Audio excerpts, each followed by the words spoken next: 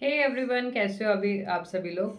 अभी recently SBI clerical का exam हुआ है और बच्चे बहुत ज़्यादा परेशान हैं इस चीज़ को लेके, क्योंकि ऐसा देखा गया है कि शिफ्ट वन और शिफ्ट टू का जो एग्ज़ाम का लेवल था वो शिफ्ट थ्री और शिफ्ट फोर से बहुत ज़्यादा डिफरेंट है। जनरली जो बैंकिंग के एग्ज़ाम्स में ऐसा देखा गया है कि ज़्यादातर जो क्वेश्चन का पैटर्न जो है, मतलब एग्ज़ाम में जो क्वेश्चंस आते हैं उसका पैटर्न ज़्यादातर सेम सा रहता है। जैसे कि मान लीजिए अगर 10 सिम्प्लीफिकेशन आ रहे हैं तो सब में 10 सिम्प्लीफिकेशंस ही आएंगी।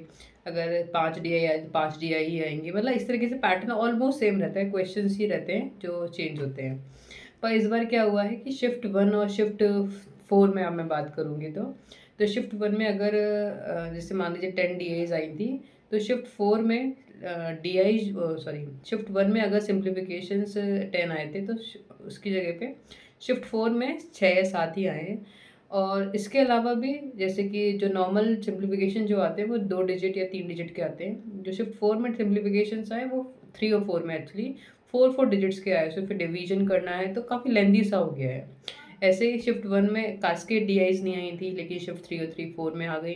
वो भी कौन सा, जो अर्थमेटिक बेस्ड जो डीआईज होती है, जो बेसिकली मेंस के अंदर आती हैं। तो बहुत सारे स्टूडेंट्स पैनिक हो गए इस चीज़ को लेकर।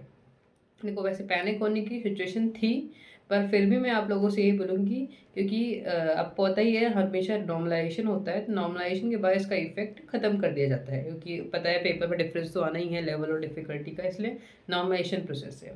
तो आप अब जो अपकमिंग एग्ज़ाम है जो आपको 27th को होने वाला है, तो उसके लिए अभी आप पैनिक मत होइए।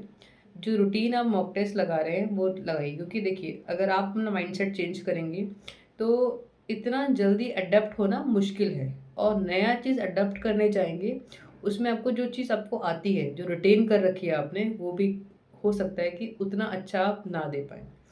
इसलिए मेरी सलाह आप लोगों के लिए यही है कि जो पैटर्न आप फॉलो कर रहे हैं सेम वही पैटर्न को फॉलो करिए, ठीक है? और उसी हिसाब से आप एग्ज़ाम देने जाइए, क्योंकि आपको पता है आपको आता तो सब कुछ है ही। केवल और केवल वहाँ पे ये है कि जो जैसे कि मैंने बोला सिम्प्लीफिकेशन जो 3 डिजिट का आ रहा है, 4 डिजिट का आ रहा है, इस तरीके का पैटर्न में डिफरेंस रहेगा। तो अगर आपको नहीं आएगा तो बाकियों को भी नहीं आएगा, ये आपको पता रखना है, ठीक है?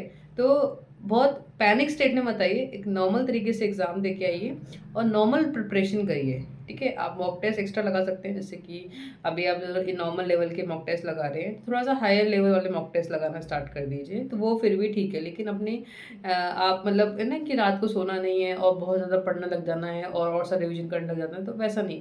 नॉर्मल रिवीजन रखिए, क्योंकि 1 वीक के अंदर ज़्यादा कोई चेंज होना नहीं है। और उस 1 वीक में अगर आप हड़बड़ी मचाएँगे तो जो चीज़ आपको आती है उसमें भी आप दिक्कत हो सकती है। आई होप मेरी बात आपको क्लियर हुई होगी कि क्या मैं कहना चाह रही हूँ। और भी कोई डाउट हो तो आप कमेंट सेक्शन में कमेंट कर सकते हैं। Bye bye and take care and all the best for upcoming exam आप लोगों के लिए।